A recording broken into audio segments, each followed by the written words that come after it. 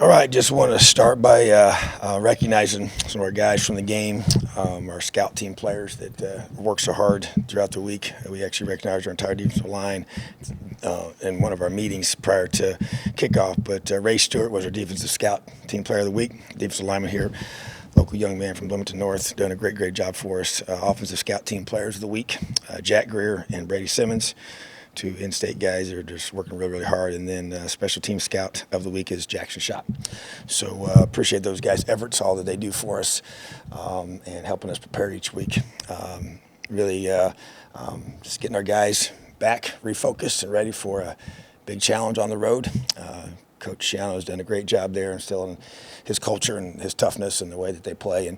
And obviously every road game's a tough challenge, and so looking forward to this. I also want to address the news we had this morning that was released with Jack Tuttle's situation. And just so we're all on the same page with that Jack and I met last week and had a really great time together and just open and honest conversation about him, and appreciate everything he's done for us. And he's going to leave Indiana here with 2 degrees, and most recently he'll be getting his MBA from our Kelley School of Business, and so doing everything we can to help him finish up that way, but has a desire to want to play his final year, and so do everything I can to support him in that. He's been a great leader for us. He's been a great teammate, and I don't expect that to change. And he and I are on the same page with that, and I think that a lot of love and respect for Jack. Appreciate all he's done for us, and so he's going to finish out with our team and do everything the right way as he's always done, and I don't expect anything to change along those lines. So maybe a unique situation for sure, but I think it also speaks to his character and to what we're about here, and I want to help him be able to do the things that he'd like to do in his future. Questions? I guess following on from that, but bigger picture, with these portal windows now and kind of this idea of maybe building a little bit more structure into transfer recruiting, do you see this being something that could become a little bit more commonplace, almost like a free agent sort of announcing they're going to opt out of their deal or something? It's not like they're leaving the team. They just have announced that at the end of the year they're going to. I would think that's a pretty fair analysis and a comparison. We're not used to this kind of thought process necessarily collegially, but I think that would be for guys that have already graduated and gotten their degree. I could see that being the case, and I get it, I do, and so it's definitely different, But we had, like I said, it was. He came to me and we talked it through, and then there even just from because of the program he's in, there's also different timetable, different calendar for that master's program compared to even a normal semester for our undergraduate students. So that creates some challenges as well that we're willing to work with him with and help him be able to accomplish that. So yeah, I do think moving forward you'll see more of this. I think it's kind of the reality of the new world that we're in with college sports. Hey, Coach. I tried to ask you to give too much away, but with this announcement, does it change how you guys view the backup quarterback position going forward? I mean, no, because I trust Jack, and he and I've talked that through, and not at all. I believe that he's always been in the past, been ready when called upon, and I don't think that's going to change. Tom, so we talked a little bit about the Monsters' unsportsmanlike call on Saturday. That's obviously, I think, 2 in 2 weeks for him. Is that a concern at all, or is it just a situation? Do you look at Saturdays and say that's really ticky tack, but you've got to just? Yeah, I mean it was costly. So and we obviously addressed that, and he and I had a good conversation Saturday night, and he was just disappointed, really frustrated that it happened, but he's one of our leaders. I thought he made a really good play. Just to me, just celebrate with your teammates, and don't look down at a guy or whatever. Man, to me, but I said what I said after the game. I still feel that way, but at the same time, you just play the next play. Celebrate your teammates, play the next play. But yeah, it was costly. It was a costly penalty. Kind of sticking on a theme with the defense, what did you necessarily see after you went back and looked at the film, and what do you guys need to rectify going forward this weekend? Yeah, tackling stuck out to me. And I know they got a lot of good athletes, and that makes it more challenging. I get that, but just too many missed tackles, and I thought that was huge for us, and especially there at the end, you got the lead, and I shared with our team. I felt like that, I get it, you can't turn the ball over, but we had the lead in the fourth quarter with a chance to finish it out and didn't do it, and so it's about finishing plays, still continue to play a lot of guys. Those guys got to execute in those situations, but it really wasn't so much of that. It was more of just making plays on guys when we got a chance to be in position to do that, and whether it's proper leverage and being able to near foot, near shoulder, a technique we use all the time and work on every single week and multiple times a week, and just getting guys on the ground, And so I just felt like that was hurt us with the quarterback for sure, and being able to get him corralled, and he's very elusive. He does a great job, but just that and just execution. To me, there's a couple things that communication-wise got to continue to work through and get guys ready to roll. No matter whether they're true freshmen, which we had some guys out there that are in that situation, guys are young, just got here, and not played a lot of college football. But the tackling to me was really the thing that stuck out. Tom, obviously the 2 turnovers hurt, put the defense in a tough position, but the offense seemed to pick up the pace this week a little bit better of play on the offensive line. The defense continues, especially in the secondary, to not be able to really stop teams. Yeah. Where can you been able to put your finger on what's going on there? Yeah, that's been a big disappointment for me. I know we got some guys dinged up back there, but still got some younger guys that need to step up and make those plays. And to me, those we played a variety of coverages Saturday, a lot of different things that we do and tried to do because of their scheme and their talent level. And so just felt like a couple times that we really just didn't come up with a play. I mean, you just got to make a play. There's critical situations, and whether it's a breakup or whether it's just we had the ball on the ground twice, don't get the football. That hurt us. Those have been huge. The one was following our first offensive turnover to start the game. We had the ball on the ground, guys, hands on the ball, didn't come up with it, and just also feel like we tried to make a couple adjustments on certain things, and it's been to me that's a team, a unit that I wanted to be the strength of our defense, especially with Cam being out now. Those guys got to keep stepping up even more to be able to take some pressure off the linebacker core, and so that group needs to continue to rise up. We got a lot of veterans in that group. Good Lord willing, we're going to get Jalen back this week. That's the hope, and that will definitely help for sure, give us more depth there. And but at the same time, I love a lot enough guys on that field that played enough football to be able to finish out. And so I just really, really frustrated by that, sick about that, because I felt like that's really where we let the game slip away. Was we didn't finish them off on our defensive side of the ball. And I told our team that this morning. It was on the defense. Hey, Tom, you just mentioned finishing, and I think on Saturday you said how that can also be like a mentality that's built in a team. How can I guess maybe when you look at teams in the past, how did you build that finishing mentality? And at this point in the season, how can you try to apply that to this? We got to flip the script, because we started that season doing that, and then these last several games we have not. And I know, obviously, you're playing really good football teams with good players, but at the same time, it starts in practice. We actually showed a clip.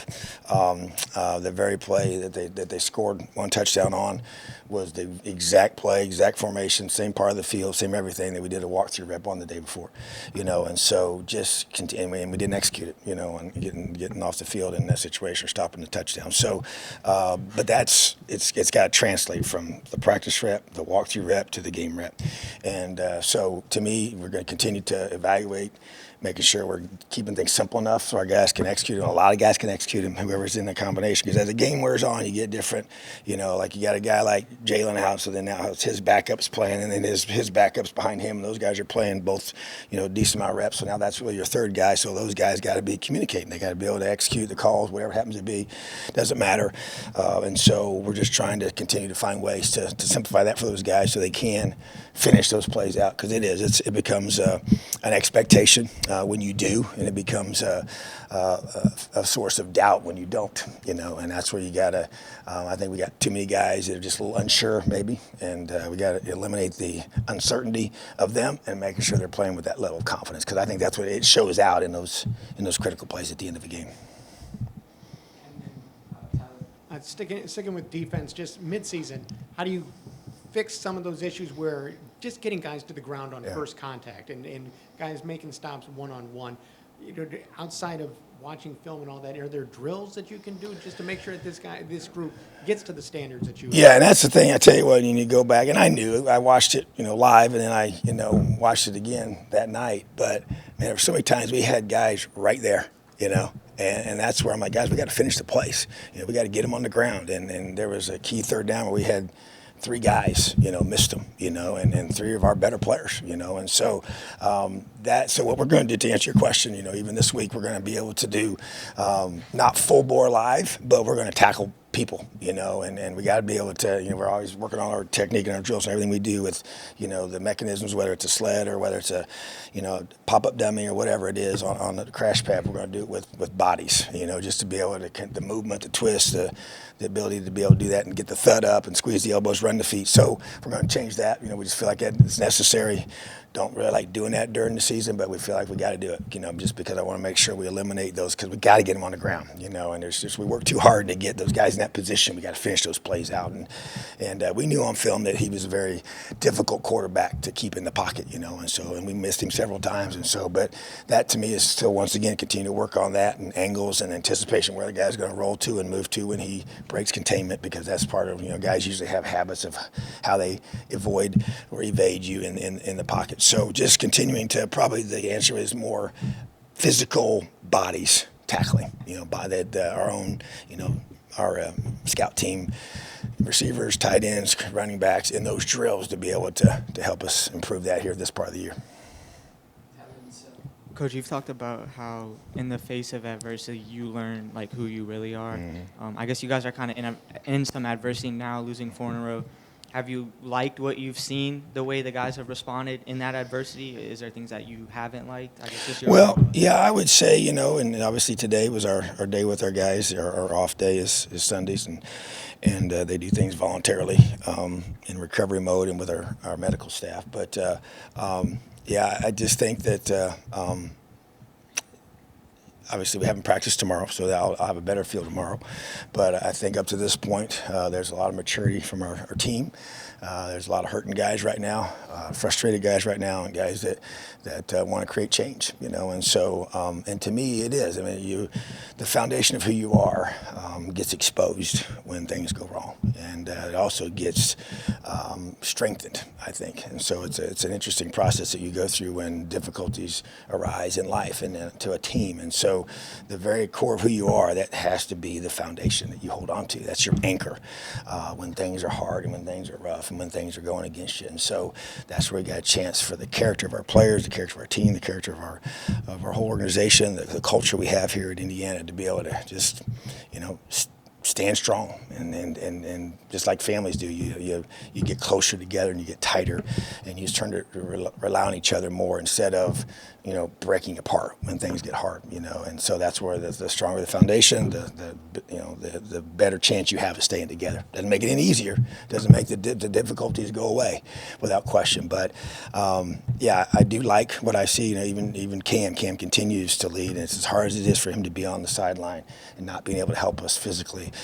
He continues to lead and address the team even again this morning, and so just going to continue to build off of those things and those guys and those leaders on our team, and continue to help really grow the younger guys, because they've not been through this before, or guys that have been other places in the past, to teach them how we stay together during these difficult times and continue to fight and battle and play hard for each other. So still a lot out there for us to play for, and that's, our guys understand that, and bottom line is we got to be able to continue to learn from our mistakes and press on. We did some positive things on Saturday night, but not enough, and I think our guys recognize that, and we're going to continue to point those things out in a very appropriate way when whatever intensity is necessary to get the result we're looking for. And obviously you want to create change, you got to change something you do every day. So we're changing schedules, changing this, going to change game day, we're going to change things up to continue to try and get the best physical and emotional response out of our guys.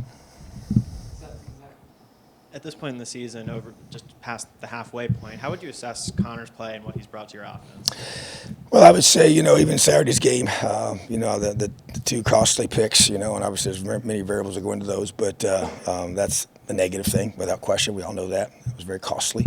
But outside of that, he played really well, and so you can't just throw everything out because you make a couple mistakes, but you obviously got to understand those mistakes can't be made, and it's not a one-person mistake in some of those, but at the same time, that position demands that, so, and I think that's kind of been, the way he's beginning to, I think we've seen improvements All right, but I also want to make sure that we're doing a great job of protecting the football. I think that's one thing we've always said, and that's why we work so hard on ball security for every other position on offense, and that is, having the ball, in the proper hand when you're running up the sideline to the, sidelines to my left, the ball's in my left hand. That's just a fundamental thing that we emphasize all the time and didn't do it.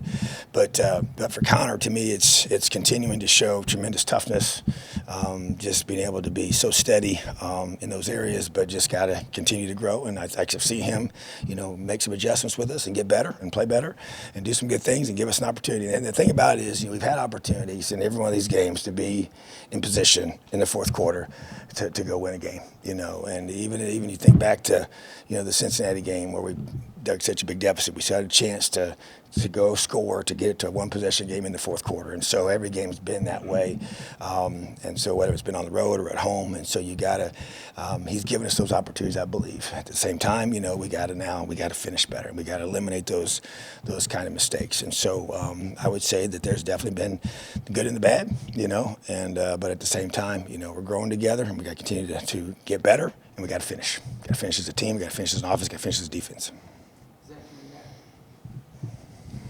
I feel like we've probably asked you this before in some context, but with Rutgers specifically, they're coming off a bye week. They've also got a new offensive coordinator. I'm sure they're not going to make wholesale changes, but how do you parse getting ready for a team when there's a lot of film out there, and obviously they've struggled offensively recently, but trying to figure out essentially what they might do differently?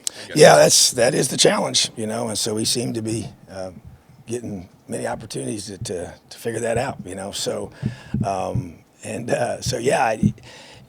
You don't really know. So you got a new, you can't just change your whole system. We get that, but they do have a bye week. Like I said, this happened to us in the past here this year. So there will be some new things you're for sure going to see. Quarterback position for them has kind of probably been their issue, and just keeping guys healthy and having certain guys in there. And so don't really know who that's going to be. That's probably the biggest question mark. So then you kind of go back and you got to have some different thoughts about each guy and what his strengths are and what he brings to the table. So you're kind of going through that process right now, figuring out what do you think they'll do to maximize those guys and those roles when they're behind center. So that to me is the biggest challenge. And so it's a lot of unknowns. So once again, the first couple series are going to be big.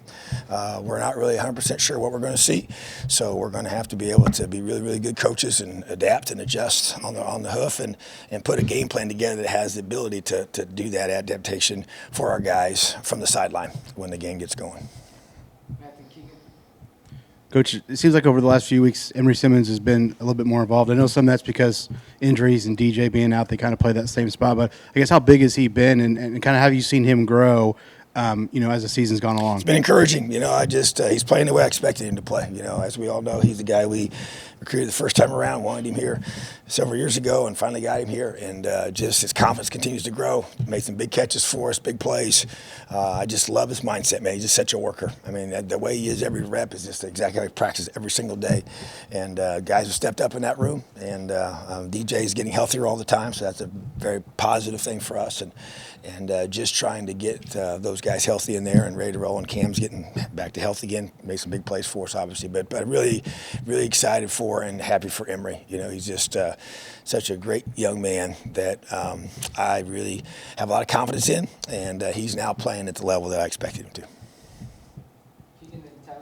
Coach, we talked to Connor, and he said the difference about this team is that they know they're good. Is that kind of the attitude that you've seen from the guys after the course? I do, and I know people can, whatever you think about it, we've obviously, lost 4 in a row now, which is not positive, but you get to decide how you think, and each person gets to decide how they respond to adversity, and I do believe our team thinks that way, and which makes it more frustrating, without question.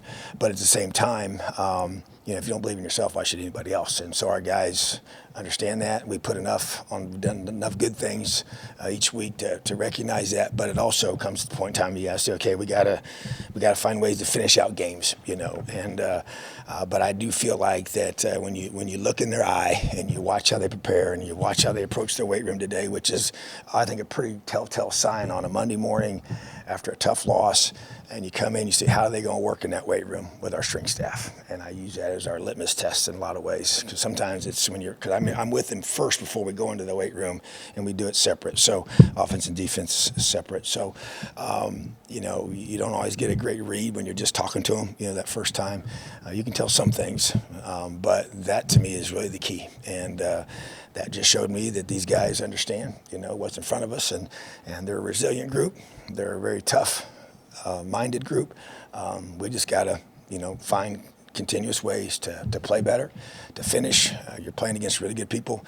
I think the Big Ten has always been good since I've been here.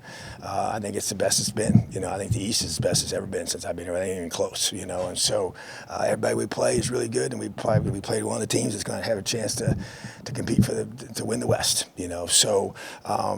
And then you play a Cincinnati team that's, you know, top 25 program that played in the playoff a year ago. So you play a lot of good football teams, so your margin for error is not very big. And so you get a couple guys dinged up, the wrong guys, and it hurts you, but you got to have other guys step up. So I think our guys recognize who we are. They recognize what we can become. And obviously the clock's ticking. So that's where you just understand that there's a brevity to this, and the guys recognize that. We got a lot of guys, and we're trying to individually challenge them, and they've responded. So we just got to stay together, keep fighting, and finish this thing off right. Coach, kind of a two-part question about James Evans. One, how did you guys originally find him? And he had talked about how basically transitioning to the U.S., like one of the things that was difficult for him was driving on the other side of the street. I guess basically how have you seen him last year, especially just transition to being in the U.S.? The simple things of life, right? Which side of the road you're supposed to drive on. Yeah, that's right. So, but he makes us all laugh, even when he's not even trying to, because things like that, you know, America was just different for him, you know, in a lot of ways. And so, but you know, the way we found him, you know, we have Pro Kicker Australia is a group of guys that formed years ago, and I got connected with them. And they help place kickers from that part of the country, you know, to America to kick, you know, and especially the area of punters, you know. And so through that organization, he's the third one we've gotten from them, and they've been awesome to us. You know, they kind of know the culture we're looking for. They know him way better than we do. You know, it's kind of unique when you recruit.